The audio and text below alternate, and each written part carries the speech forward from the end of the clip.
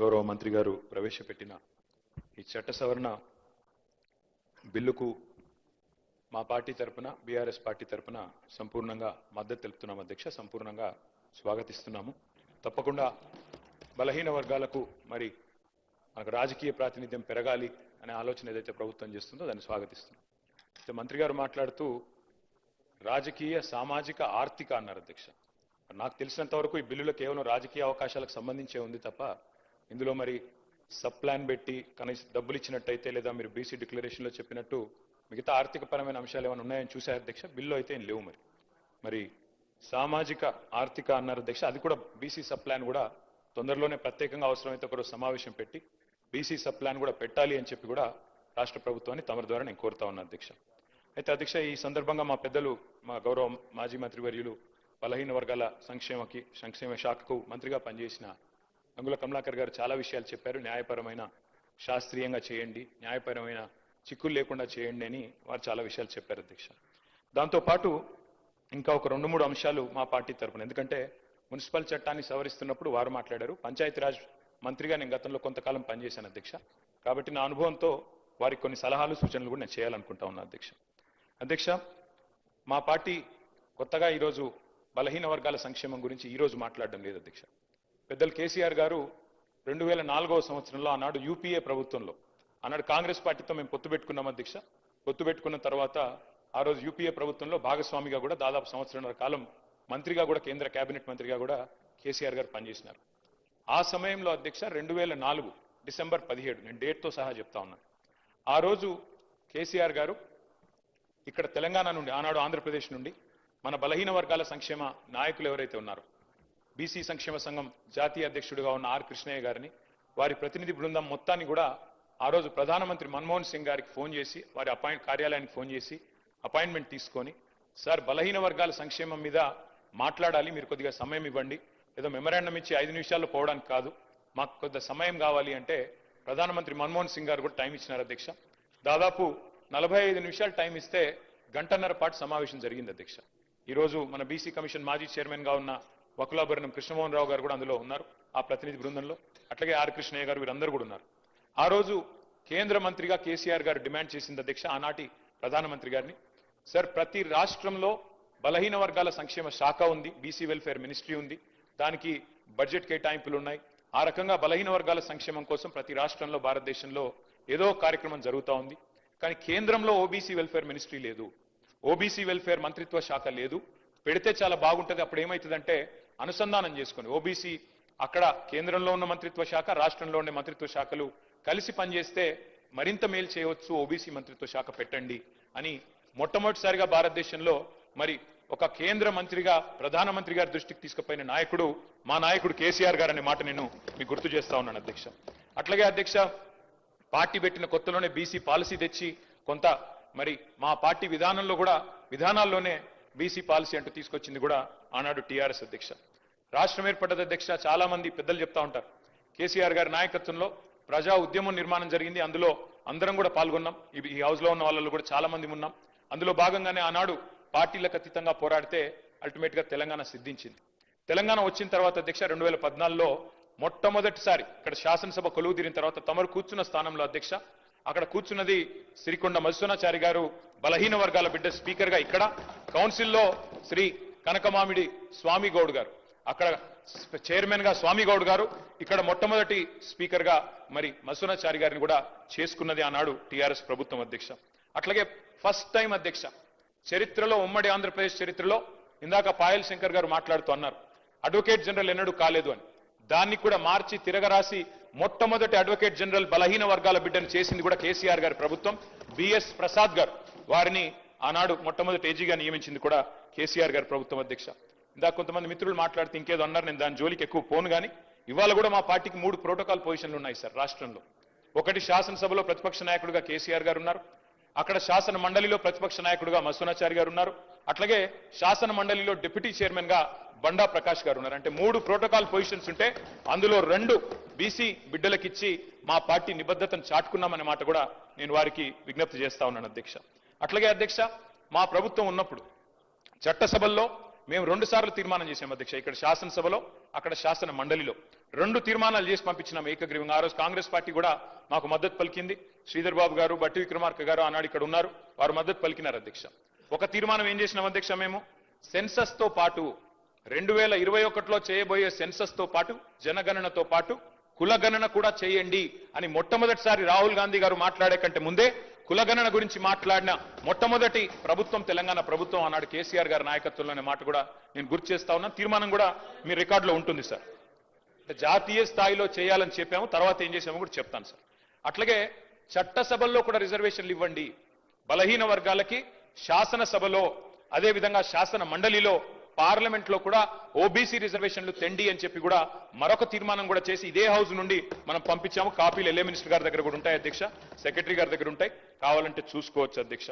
అట్లాగే ఆనాడు ఇప్పుడు పెద్దలు మంత్రి గారు మాట్లాడుతూ ఒక మాట అన్నారు అధ్యక్ష, సీలింగ్ పెట్టారు అని.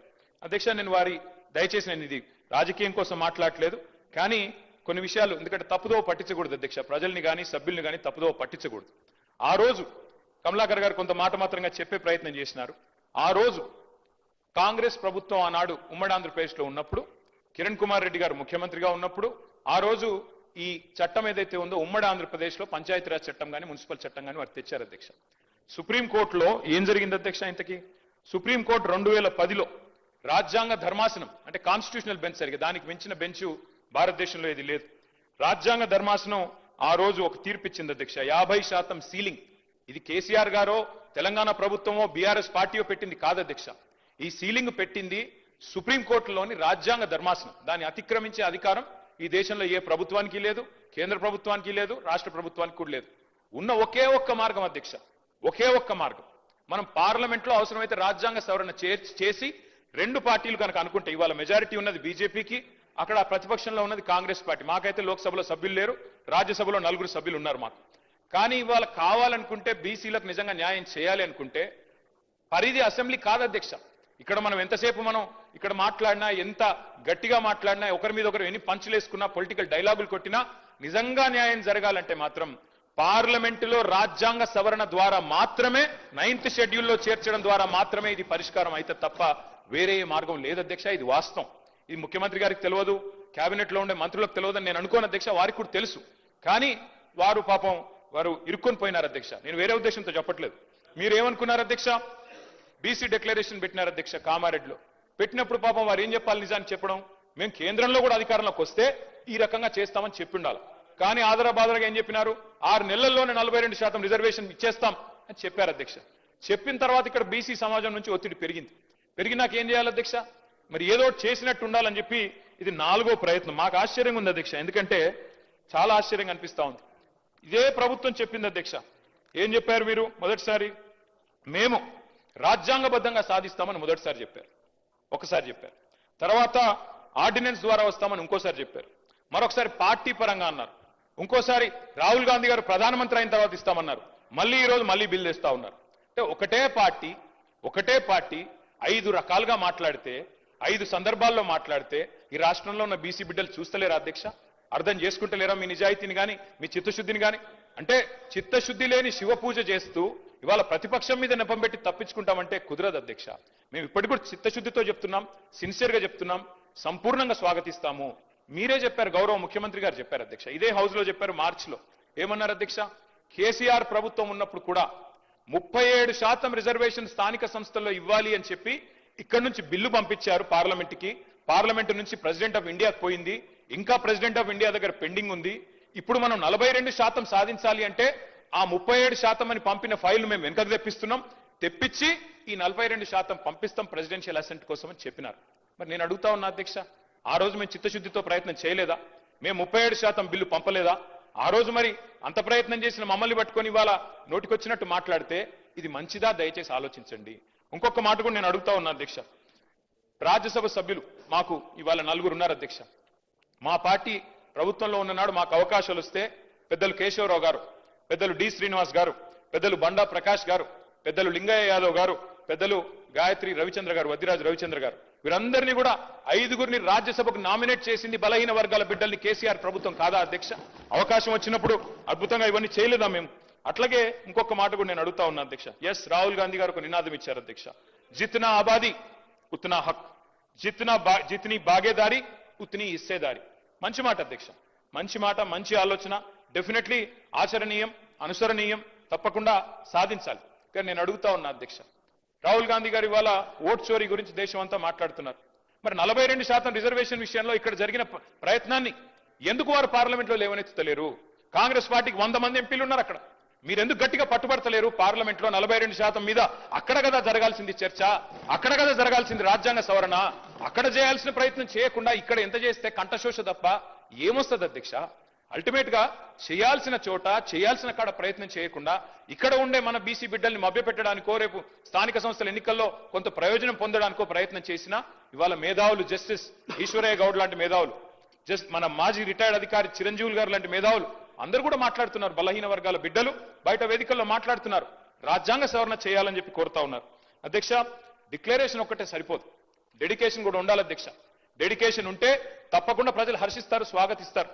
మిమ్మల్ని నేను కోరుతా ఉన్నా అధ్యక్ష, మీరు చేసినారు ప్రయత్నం, ఒక హౌస్ హోల్డ్ సర్వేయింగ్ చేసినారు మీరు, దాని పేరు సిఈపిసి ఏదో పెట్టినారు. మాట్లాడితే మమ్మల్ని అంటారు కేసీఆర్ పాల్గొనలే, కేటీఆర్ పాల్గొనలే, హరీష్ రావు. సార్ మేము ముగ్గురం అఫిడవిట్లు ఇచ్చినాం, ఎలక్షన్ అఫిడవిట్లు మీ కాడనే ఉన్నాయి, ఎలక్షన్ కమిషన్ కార్డు ఉన్నాయి. అలా నేను ఓసీఆ బీసీఆ మీకు తెలుసు, నేను పాల్గొంటే ఏంది పాల్గొనకపోతే ఏంది, కానీ తప్పు చేసింది మీరు. ఇవాళ 6% జనాభా తగ్గింది మీ సర్వేలో. కేసీఆర్ గారు చేసినప్పుడు హౌస్ హోల్డ్ సర్వేలో కేసీఆర్ ప్రభుత్వం చేసినప్పుడు 52%గా వచ్చిన బలహీన వర్గాల సంఖ్య 6% ఎట్లా తగ్గింది అనే ఆలోచన మీరు చేసిండ్రా? ఎక్కడన్నా రివ్యూ చేసిండ్రా? ఎన్నడన్నా ఒక్కసారి ప్రయత్నం చేసిండ్రా చిత్తశుద్ధితో? అది చేయలే. ఎంతసేపు ముగ్గురు పాల్గొనకపోతే 6% తగ్గుతుందా అధ్యక్ష? మేము కేసీఆర్ గారు, నేను, హరీష్ రావు గారు పాల్గొనలేదు. సరే, మాది ఏందో ఎలక్షన్ అఫిడవిట్ ఉండనే ఉన్నది, అందులో మేము ఓసీఆ బీసీఆ రాష్ట్రం అందరికి తెలుసు. తెల్లారలేస్తే ముఖ్యమంత్రి గారు దెప్పి పొడుస్తానే ఉంటాడు. కాబట్టి నేనేమంటున్నా అధ్యక్ష, మేము పాల్గొనంత మాత్రాన 52%, 46% కాదు కదా అధ్యక్ష. ఇవాళ నిజంగా బలహీన వర్గాలకు చిత్తశుద్ధితో మీరు సేవ చేయాలనుకుంటే మీరు చెప్పిండాలా, డిక్లరేషన్ పెట్టినప్పుడే చెప్పిండాలా. కండిషన్స్ అప్లై, రాహుల్ గాంధీ ప్రధానమంత్రి అయితేనే ఇస్తాం, లేకపోతే ఇయ్యమని చెప్పిండాలా. అది మీరు చెప్పలేదు. ఇవాళ మీరు మమ్మల్ని అంటా ఉన్నారు. రెండోది సార్, నేను దయచేసి మంత్రి గారిని కోరుతా ఉన్నాను, మేమందరం కూడా మా పార్టీ అంతా కూడా ఆదర్శంగా తీసుకునేది పెద్దలు, మా తెలంగాణ సిద్ధాంతకర్తగా మేము భావించేది ప్రొఫెసర్ జయశంకర్ గారు. జయశంకర్ గారు ఎప్పుడు ఒక మాట చెప్తా ఉండేది అధ్యక్ష, మనకి భావ సారూప్యత లేకపోవచ్చు, కానీ ధ్యేయ సారూప్యత ఉండాలి. అంటే తాత్కాలికంగా మనం ఐడియాల విషయంలో విభేదించవచ్చు, కానీ అల్టిమేట్ గోల్ విషయంలో మనకి సారూప్యత ఉండాలి. అది ఉంది. 42% రిజర్వేషన్ ఇవ్వాలన్న విషయంలో yes, we are sincerely supporting the bill, we are 100% we are standing by the government. కానీ తాత్కాలికంగా మేము ఎట్లా చేస్తే బాగుంటుందో చెప్పే ప్రయత్నం చేస్తున్నాము. ఇంకొక మాట నేను చెప్తా ఉన్నా సార్, సీలింగ్ అని మాట్లాడినారు మంత్రి గారు శ్రీమతి సీతక్క గారు. వారికి నేను గుర్తు చేస్తా ఉన్నా, ఎక్కడా కూడా సీలింగ్ అన్న పదం లేదు చట్టంలో. దయచేసి చూసుకోండి. మీ అధికారులను కూడా నేను కోరుతా ఉన్నాను, దయచేసి మంత్రి గారిని తప్పుదోవ పట్టించకండి. దయచేసి సభ్యులను అట్లాగే రాష్ట్ర ప్రజల్ని కూడా తప్పుదోవ పట్టించకండి. సీలింగ్ విధించింది బీసీ రిజర్వేషన్ల మీద కేసీఆర్ గారి ప్రభుత్వం అనే మాట శుద్ధ తప్పు. అది 100% అబద్ధం అనే మాట కూడా నేను చెప్తా ఉన్నా అధ్యక్ష. దయచేసి సవరించుకోవాలని మంత్రి గారిని కోరుతా ఉన్నా. వాస్తవంగా జరిగింది ఏంది అధ్యక్ష, అన్నాడు బీసీ రిజర్వేషన్ల విషయంలో కేసీఆర్ గారి ప్రభుత్వం ఏం చేసింది అధ్యక్ష?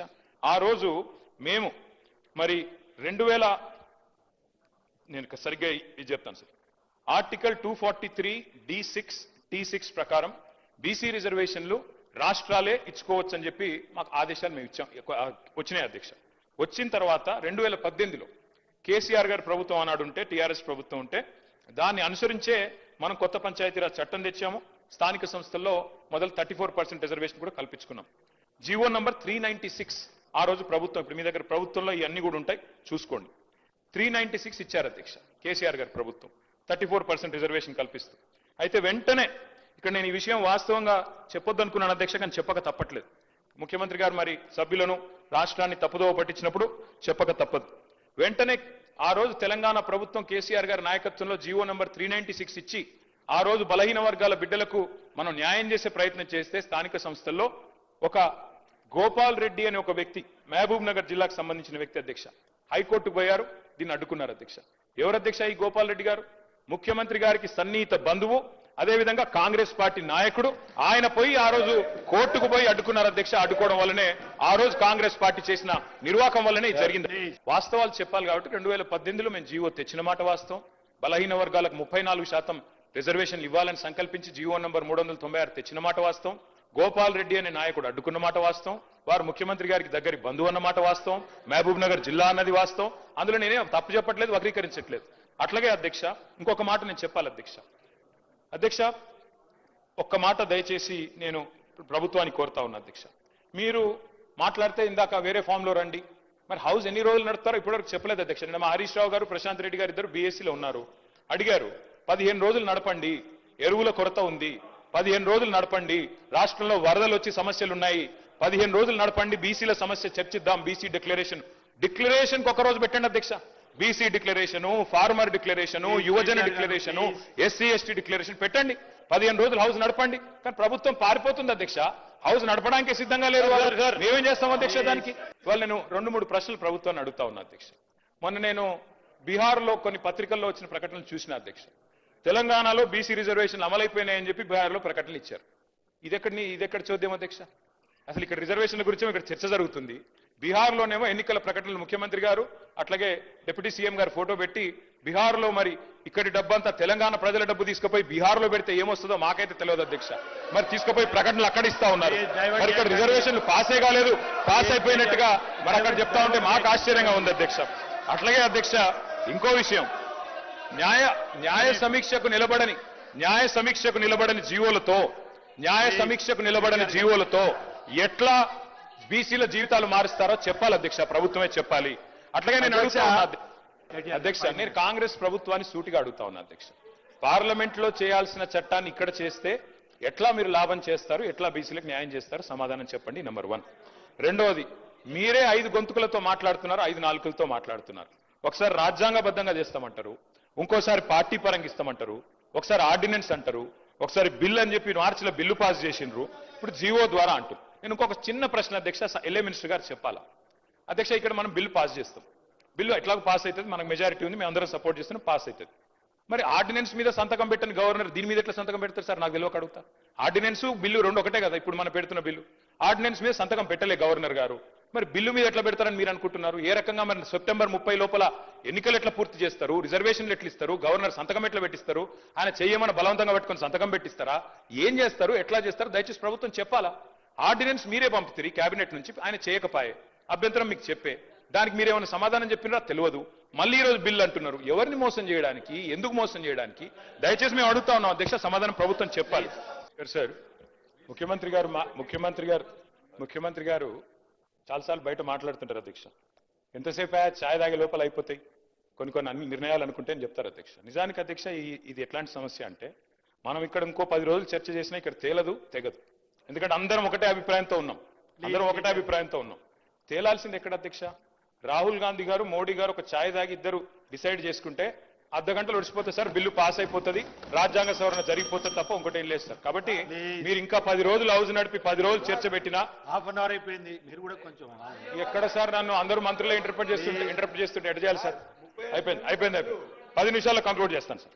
అధ్యక్ష, మేము స్ట్రైట్ గా మా పార్టీ నుంచి అడుగుతుంది ఒకటే సార్, ఇప్పుడు మళ్ళొక్కసారి మీరు మార్చిలో బిల్లు పాస్ చేసిన దానికి దీనికి తేడా ఏంటి? నంబర్ 1, ఆ రోజు ప్రెసిడెంట్ గారి దగ్గర పంపారు, మరి ప్రెసిడెంట్ గారు ఇంకా సంతకం పెట్టకుండానే మళ్ళీ పంపడం వల్ల, మళ్ళీ చేయడం వల్ల ఎట్లా దీనికి రిలీఫ్ వస్తుంది? Number 1 question sir. తర్వాత చెప్పండి సార్, వాళ్ళు మళ్ళీ మంత్రులు ఊరికే ఇంటర్వ్యూ కాకుండా చూసుకోండి మీరు, తర్వాత రిప్లై వల్ల వారు చెప్పమనండి.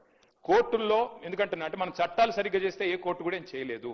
మన చట్టాల్లో లొసుగులు ఉంటేనే కోర్టు అయినా ఇంకోటైనా కాన్స్టిట్యూషన్కి అనుగుణంగా లేకపోతేనే కోర్టు ఇంటర్వ్యూన్ అవుతుంది తప్ప కోర్టుకు పోవద్దు అనే మాట మాత్రం కరెక్ట్ కాదు. ఎందుకంటే ఎవరైనా సరే కోర్టుకు ఎప్పుడు పోతారు? ప్రభుత్వాలే చట్టాలకు తూట్లు పొడిస్తే, ప్రభుత్వాలే చట్టాలకు మరి లోబడి పనిచేయకపోతే కోర్టుకు పోతారు, జ్యుడిషియల్ రివ్యూ ఉంటది. పోవద్దు అనే మాట తప్పు. ఇంటర్వ్యూని అయితే ఎట్లా సార్? రిప్లైలో చెప్పొచ్చు, కొత్తగా ఏం చెప్పలేదు వారు, రిప్లైలో చెప్తే చాలు. నేను 5-10 నిమిషాలు కంక్లూడ్ చేస్తాను సార్. సార్, గౌరవ మంత్రి గారు మాట్లాడుతూ మాకు కోర్టులు అంటే చాలా గౌరవం ఉందన్నారు అధ్యక్ష. సుప్రీంకోర్టు అన్నా హైకోర్టు అన్నా చాలా గౌరవం ఉందన్నారు, చాలా సంతోషం. ఎందుకంటే సుప్రీంకోర్టు మనం తీర్పిచ్చింది సార్, 10 మంది ఎమ్మెల్యేలు ఎవరైతే పార్టీ మారారో వారిది కూడా మరి స్పీకర్ గారి పరిధిలో ఉంది, వారి విషయంలో కూడా స్పీకర్ గారు నిర్ణయం తీసుకుంటారని మేము ఆశిస్తాం. కోర్టుల మీద గౌరవం ఉందన్నారు కదా సార్, అందుకే చెప్తున్నాం. అట్లాగే సార్, వారు అన్నారు సార్ మేము ధర్నా చేశాము ఢిల్లీలో అన్నారు, మేము రాలేదు అన్నారు. సార్, ధర్నాకు మేము రాలేదు సరే, మరి రాహుల్ గాంధీ గారు రాలే, మల్లికార్జున్ ఖార్గే గారు కూడా రాలే కదా సార్, అంటే వాళ్ళు కూడా ఇది ధర్నా కాదు డ్రామా అనుకున్నారా సార్? ఎందుకు రాలేదు సార్? మరి అధ్యక్ష, నిజంగా చెప్పాలంటే డిక్లరేషన్లు కాదు అధ్యక్ష, డెడికేషన్ కావాలి. మేము ఒకటే అంటా ఉన్నాం అధ్యక్ష, ఒకటే గవర్నమెంట్ 5 గొంతులతో మాట్లాడితే కరెక్ట్ కాదు. మీరు కన్ఫ్యూజ్ అయ్యి అందరినీ కన్ఫ్యూజ్ చేసే ప్రయత్నం Please కరెక్ట్ repeat కాదు. చేయకండి. డెడికేషన్ తో కూర్చొని పనిచేయండి, శాస్త్రీయంగా పనిచేయండి. మేము సిన్సియర్ గా ఒకటే కోరుతా ఉన్నాం సార్. ప్రధానమంత్రి గారు అపాయింట్మెంట్ ఇస్తలేరు, ఇక్కడ ఉన్న ఎమ్మెల్యే గారు ఇప్పియాలంటారు. ప్రధానమంత్రి గారి అపాయింట్మెంట్ ఎమ్మెల్యే గారు ఇప్పిస్తారా సార్? ఎక్కడైనా దేశంలో ఇది మాకు తెలియదా? ముఖ్యమంత్రి కార్యాలయం నుంచి అడిగితే ఇస్తారు. 52 సార్లు ఢిల్లీకి పోయినారు ముఖ్యమంత్రి గారు, 52 సార్లు పోయినారు, 20 నెలల రికార్డు సార్ ఇది. మరి 52 సార్లు పోయి ప్రధానమంత్రి గారిని చాలా సార్లు కలుస్తారు. మినిస్టర్ గారు. మొన్ననే చీఫ్ సెక్రటరీ గారిది ఇప్పుడు మళ్ళీ మీరు రిపీట్ చేస్తుంటే నేనేం చేయాలి? అది కాదండి, మీరు రిపీట్ చేసుకుంటూ అదే మాటలు మాట్లాడుతున్నారు. మీరు 2-3 సూచనలు అన్నారు, ఒక సూచన చేసి మళ్ళీ మొత్తం ఇష్యూ డైవర్ట్ చేస్తున్నారు. Please conclude. సార్, ఈ సమస్య తేలాలి అంటే ఇందాక నేను చెప్పినట్టు 2 మార్గాలు ఉన్నాయి సార్. ప్రధానమంత్రి గారి దగ్గరికి అఖిలపక్షం తీసుకుపోమనండి ముఖ్యమంత్రి గారిని. మా పార్టీ నుంచి కూడా వస్తాం, తప్పకుండా మా పార్టీ స్టాండ్ ఇక్కడ చెప్తున్నాం క్లియర్ గా, we are in support of this bill అని చెప్తున్నాం. రెండోది సార్, ఏదైనా చేయాలి పని అంటే డెడికేషన్ ఉండాలి సార్, డిక్లరేషన్లతో కాదు. ఆ రోజు కేసీఆర్ గారు నేను ఆంధ్రప్రదేశ్ నుంచి పోతున్నా ఢిల్లీకి, తిరిగి తెలంగాణలోనే కాలు పెడతా అని చెప్పి పోయిండు, సాధించిండు. ఇవాళ ముఖ్యమంత్రి గారు కూడా చిత్తశుద్ధి ఉంటే సార్ వారు కూడా డిసిషన్ తీసుకోవాలా, చెప్పాలా. మరి బీసీ బిల్లు సాధించడో లేకపోతే నేను మళ్ళీ ఢిల్లీకి హైదరాబాద్కి రానని చెప్పి అక్కడే కూర్చోమనండి, జంతర్ మంతర్లు ఆమరణ దీక్ష చేయమనండి. మేము వద్దుంటున్నామా సార్? కూర్చోమనండి గట్టి. నేనేం తప్పు మాట్లాడుతున్నానా, అన్పార్లమెంటరీ మాట్లాడుతున్నానా? డెడికేషన్ ఉండాలి ప్రభుత్వానికి అని చెప్తున్నాను. వినే ఓపిక లేకపోతే ఎట్లా సార్? ఇంత ముఖ్యమైన బిల్లు సాధించాలి అంటే, హక్కులు సాధించాలి అంటే ముఖ్యమంత్రి గారు ఆమరణ దీక్ష చేయండి అని చెప్తున్నాం. తప్పే ఉంది సార్? వారు 20 సార్లు అన్నారు. అట్లాగే చివరికి ఒకటే మాట సార్, ప్రధానమంత్రి గారు అపాయింట్మెంట్ ఇస్తలేడు అంటున్నారు ముఖ్యమంత్రి గారు. ఎందుకు ఇస్తలేడు సార్ అపాయింట్మెంట్? ఒకటే కారణం, ముఖ్యమంత్రి గారు స్వయంగా చెప్తున్నారు బహిరంగ వేదికల మీద, ఢిల్లీలో అపాయింట్మెంట్లు ఇస్తలేరు, ఇస్తే చెప్పులు ఎత్తుకపోతారేమో అని చూస్తున్నారు అంటున్నారు. ఇట్లా మాట్లాడినాక అపాయింట్మెంట్లు వస్తాయా సార్? అందుకే ముఖ్యమంత్రి గారి భాష మార్చుకోండి, బుద్ధి మార్చుకోమని చెప్తూ మా పార్టీ సపోర్ట్ తెలియజేస్తాం.